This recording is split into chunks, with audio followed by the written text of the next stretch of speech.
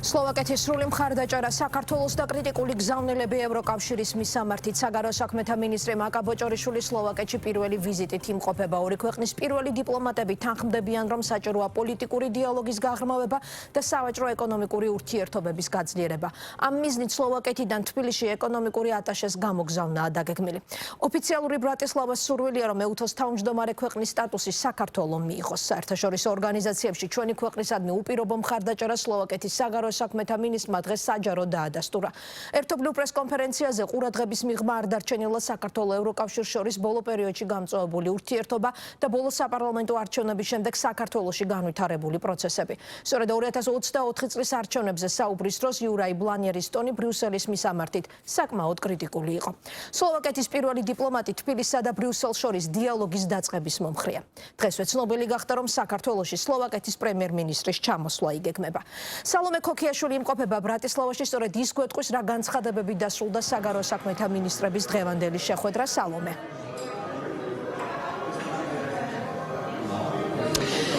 თავდაპირველად დავიწყეთ, რომ ვიდრე განცხადებებს მოვისმენთ, პრესკონფერენციას წინ უძღვოდა ორი ქვეყნის საგარეო საქმეთა მინისტრების პირისპირ შეხვედრა, რომელმაც საკითხთა საკმაოდ ფართო სპექტრი მოიცვა, საკმაოდ ფართო მიმართულება იმ საკითხებისა, რომელშიც არის საქართველოსა და სლოვაკეთს შორის საკმაოდ მჭიდრო მეგობრული და პარტნიორული ურთიერთობა. ეს შეეხება, რა თქმა უნდა, როგორც ეკონომიკურ მიმართულებას, მაგალითად ტურიზმს, პირდაპირ ფრენებს, ასე რა თქმა უნდა, პოლიტიკურ თანამშრომლობას, რომელიც საკმაოდ მაღალ დონეზეა საქართველოსა და სლოვაკეთს შორის.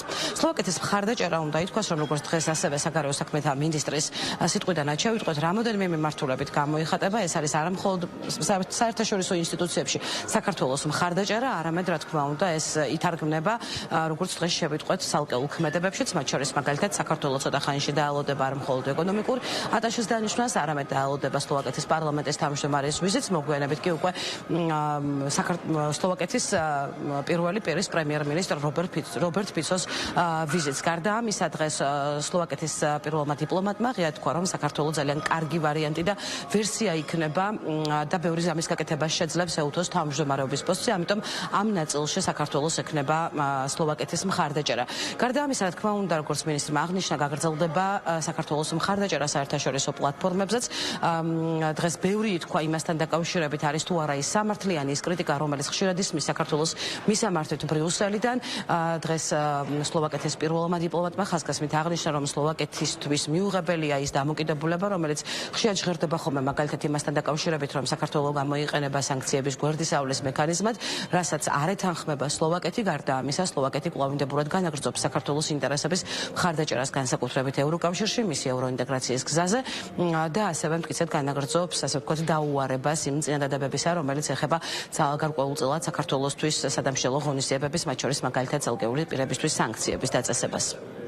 სურს მკაფიოდ განვაცხადო, რომ სლოვაკეთის რესპუბლიკა სრულად უჭერს მხარს საქართველოს სუვერენიტეტსა და ტერიტორიულ მთლიანობას. ჩვენ თანმიმდევრულად ვიცავთ საერთაშორისო სამართალს და ვრჩებით ამ პოზიციაზე. ვიმსჯელეთ პოლიტიკური ურთიერთობების ეკონომიკურ თანამშრომლობაში გადატანის შესაძლებლობებზე. საქართველოს დღეს აჩვენებს ეკონომიკური ზრდის შთამბეჭდავ მაჩვენებლებს. 7%-იან ეკონომიკურ ზრდას. ეს ის მაჩვენებელია, რომელზეც ევროკავშირში ბევრს ვიოცნებებდით. ულოცავ საქართველოს მთავრობას ამ წარმატებას. სლოვაკეთი დაინტერესებულია გახდეს ამ ეკონომიკური განვითარების ნაწილი. ამ მიზნით თბილისში ეკონომიკურ დიპლომატს გავაგზავნით, რომელიც ხელს შეუწყობს სავაჭრო ეკონომიკური ურთიერთობების განვითარებას სხვადასხვა სექტორული მიმართულებით. ახლახან გაფორმებული ეკონომიკური თანამშრომლობის შეთანხმება და სამთავრობათ შორისი კომიტეტი ხელს შეუწყობს ამ შესაძლებლობების იდენტიფიცირებას. შევთანხმდით, რომ პირველი სხდომა საქართველოში გაიმართება. ასევე ვისაუბრეთ ინვესტიციების დაცვის, ტურიზმის, თანამშრომლობისა და შრომითი მობილობის შეთანხმებაზე. მადლობა საქართველოს კულტურის მინისტრს, რომელიც დაესწრო ტრენჩინში ევროპის კულტურის დედაქალაქის გახსნას. კულტურული კავშირები მნიშვნელოვანი საფუძველია ხალხთა შორის ურთიერთობებისთვის. განვიხილეთ საქართველოს ევროკავშირში გაწევრიანების საკითხიც.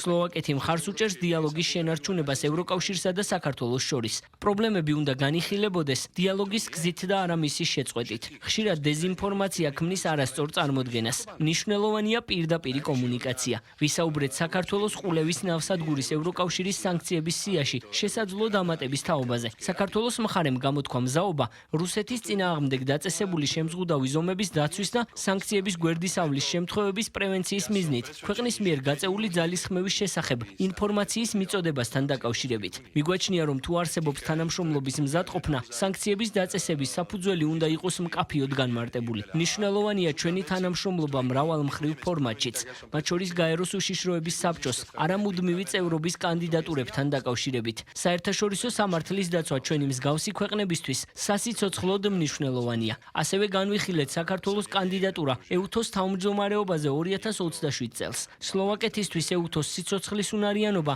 მნიშვნელოვანია ევროპის უსაფრთხოებისთვის. ჩვენ დადებითად ვაფასებთ საქართველოს კანდიდატურას.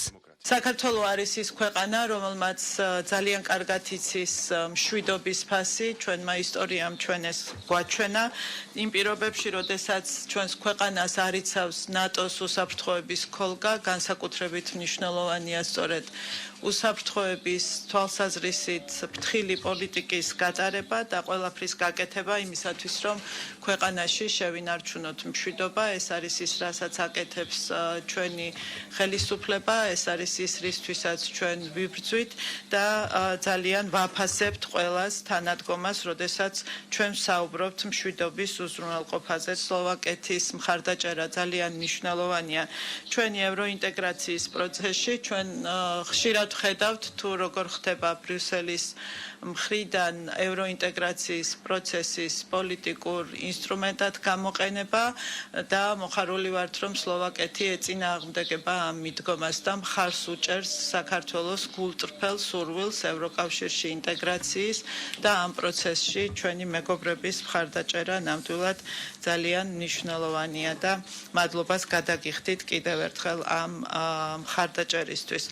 თქვენ ახსენეთ სანქციების თემა. საქართველო არის ის ქვეყანა, რომელიც ყველაფერს აკეთებს იმისათვის, რომ სანქციების თავიდან არიდება არ მოხდეს საქართველოს გავლით. ჩვენ ამ საკითხებზე ძალიან მჭიდროდ თანამშრომლობთ ევროპულ მხარესთან და მიუხედავად იმისა, ჩვენც ასევე ვხედავთ, რომ გარკვეულწილად ხდება იმ ინფორმაციის გაუთვალისწინებლად და კომუნიკაციის გარეშე გარკვეული ნაბიჯების გადადგმა, რაც აზიანებს საქართველოს ევროკავშირის ურთიერთობებს, აზიანებს იმ პოტენციალს, რა პოტენციალის არსებობს ორივე მხარეს შორის, ორივე მხარის სასიკეთოდ გამოსაყენებლად.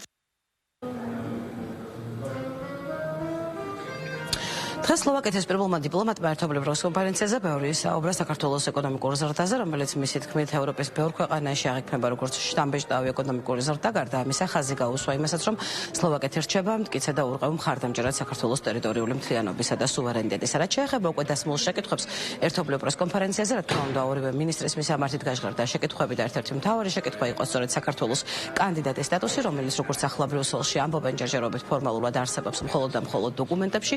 ამ მართულებით ორივე მინისტრის პოზიცია არის საკმაოდ მკაფიო, მაგალითად საქართველოს პირველი დიპლომატი ამბობს, რომ ევროინტეგრაცია არის სწორედ ის საკითხი, რომელიც საქართველოს შიდა პოლიტიკურ საკითხებში ჩარევისთვის გამოიყენება როგორც ერთგვარი პოლიტიკური ინსტრუმენტი. რაც შეეხება სლოვაკეთის პირველ დიპლომატს, მან თქვა, რომ ზეწოლასაც აქვს თავისი ახსნა, კრიტიკულ განცხადებებსაც აქვს თავისი ახსნა და ეს ახსნა მდგომარეობს იმაში, რომ ბრიუსელში ბევრი საუბრობს დემოკრატიაზე, თუმცა ვერ ეგუება იმას, რომ სხვადასხვა ქვეყნებში, მაგალითად მათთვის არასასურველი ძალები იმარჯვებენ და იგებენ არჩევნებს.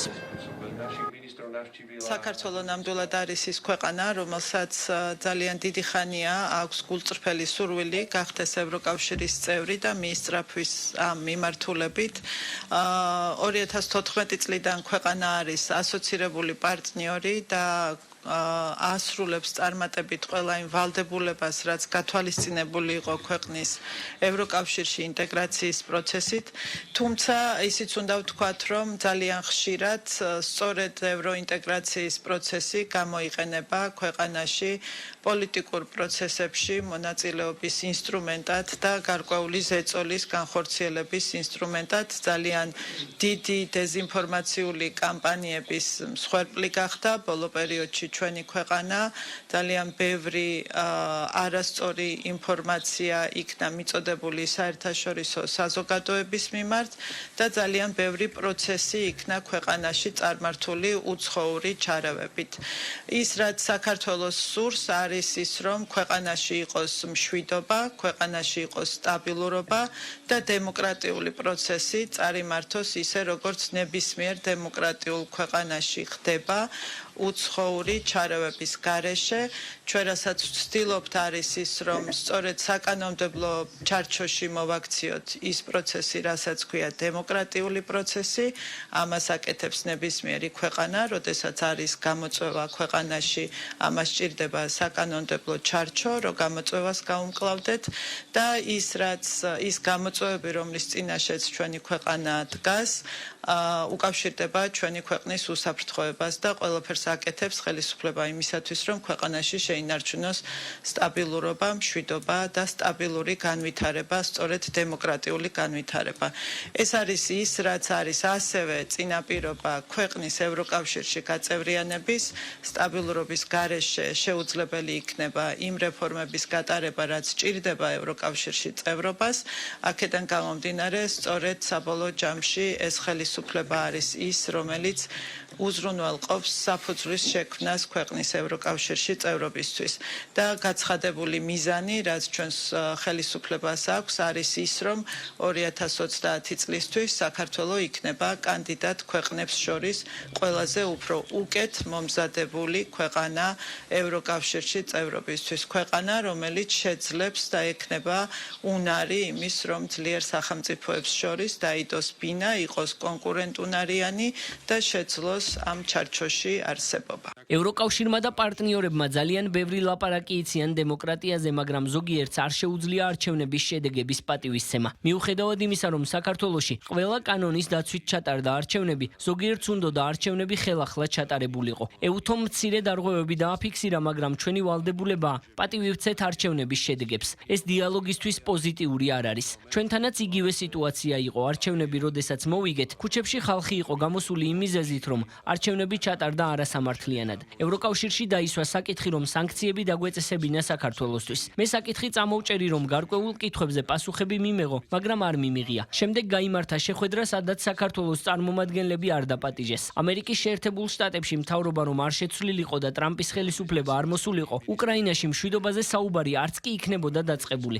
ჩვენც მოვითხოვეთ, რომ სლოვაკეთში არასამთავრობო ორგანიზაციებმა გამოაქვეყნონ თავიანთი შემოსავლები, ისე როგორც მთავრობის წევრები აქვეყნებენ. რატომ არ უნდა გამოაქვეყნონ არასამთავრობოებმა? გავმართეთ ამაზე დისკუსია, დიალოგი და ერთმანეთს დავუსვით შეკითხვები. მოქალაქეებს აქვთ უფლება საგარეო ჩარევის გარეშე თვითონ გადაწყვიტონ რა არის კარგი და რა არის ცუდი. ჩვენთანაც იყო მსგავსი შემთხვევა დიდი ბრიტანეთის მხრიდან. შემდეგ გავმართეთ კომუნიკაცია და ყველა საკითხი გავარკვიეთ. მთავარია დიალოგის გამართვა საქართველოს ხელისუფლების მხრიდან.